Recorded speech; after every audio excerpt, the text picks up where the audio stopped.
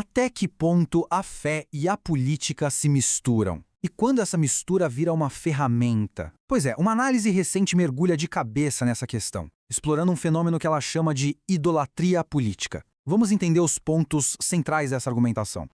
Para começar, a análise já joga na mesa uma comparação bem forte, que liga diretamente uma caminhada de protesto político a uma jornada de Cristo. Esse é o gancho para desenvolver todo o argumento sobre essa fusão entre religião e poder. Então, a análise aponta para um fenômeno que parece estar crescendo, né? A ideia de santificar líderes políticos, quase transformando eles em figuras messiânicas.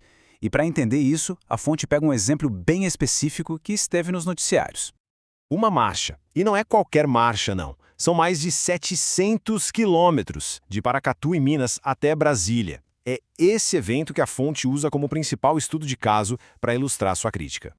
E é aqui que a coisa fica interessante, porque a fonte destaca uma contradição bem clara. De um lado, a gente tem a imagem de um ato de fé, quase uma peregrinação. Mas do outro, o que se vê é uma operação super bem organizada, com logística, assessoria e muita cobertura da mídia, o que levanta questões sobre a espontaneidade da coisa.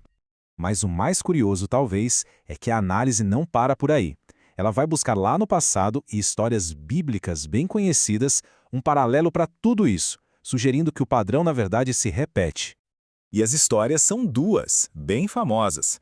A do bezerro de ouro e a do momento em que o povo de Israel pede um rei. A ideia aqui é mostrar que essa troca de uma liderança divina por uma figura humana, visível, palpável, não é de forma alguma um fenômeno novo.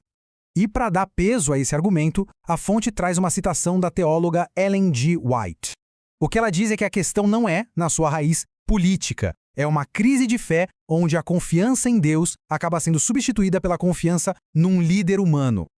E tudo isso deságua no conceito-chave dessa análise toda, a tal da idolatria política. E o que seria isso segundo a fonte? É basicamente pegar aquela lealdade, aquela esperança de salvação que seria divina e transferir para um político, um partido ou uma causa humana. A partir daí, a análise faz uma ponte direta, sai lá do deserto do Sinai e aterrissa aqui em Brasília para mostrar como esse padrão antigo estaria acontecendo de novo nos dias de hoje. Aí a gente entra num terreno bem recente. A análise descreve como um líder político foi elevado a um status quase sagrado por parte dos seus apoiadores religiosos. Chegou ao ponto em que criticar o político era visto por alguns como um ato contra a vontade de Deus. Só que, com o declínio político dessa figura, a análise argumenta que ficou um vácuo. Um espaço que agora estaria sendo disputado por uma nova geração de líderes que tentam canalizar esse mesmo tipo de apoio fervoroso. E olha só, para reforçar esse ponto, a análise traz uma fala de alguém que viveu tudo isso por dentro. Um ex-aliado que usa as palavras exatas. Nós construímos um bezerro de ouro na igreja. É uma confissão bem forte, né? Ok, mas como é que isso acontece na prática? Como a fé é, segundo a fonte, distorcida para servir a uma agenda política? A análise aponta alguns mecanismos bem específicos. São basicamente 4 técnicas. Primeiro, pensar versículos da Bíblia fora de contexto. Segundo, pegar palavras como justiça e dar um novo significado, um significado político. Terceiro, a carta da revelação divina, dizendo que Deus escolheu fulano. E por último, apelar direto para a emoção, para o medo, para a raiva, para a adoração. Vamos pegar um exemplo prático que a fonte dá. Aquela passagem que fala sobre fome e sede de justiça. No sentido bíblico, é algo espiritual, sobre a retidão pessoal diante de Deus. Mas na aplicação política vira o quê? Vira um grito de guerra, um slogan para protesto, para justificar uma vitória eleitoral. E a gente vai chegando na parte final da análise que traz um alerta bem sério. A fonte argumenta que essa obsessão toda com a política não é inofensiva. Ela teria um preço espiritual bem alto para os fiéis. O ponto central do alerta é este: o foco excessivo na política do dia a dia estaria criando uma espécie de cegueira espiritual, uma cegueira para eventos que a fonte considera muito maiores, de escala cósmica e profética. Então, a análise traça uma linha bem clara. De um lado, o que seria a missão da igreja, proclamar o evangelho, estudar a profecia.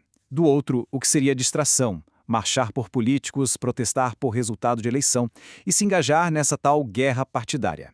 Essa imagem aqui resume bem a perspectiva da fonte. A barra do ativismo político lá em cima, com muita energia sendo gasta, enquanto as barras do estudo profético e da missão evangelística ficam lá embaixo.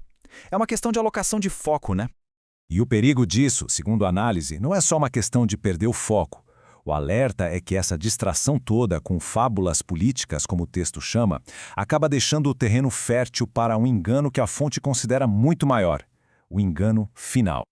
E a análise fecha justamente com essa provocação para a gente pensar: será que, enquanto se marcha por causas aqui na Terra, os sinais de uma causa muito maior, uma causa cósmica, estão passando despercebidos? Fica aí a questão.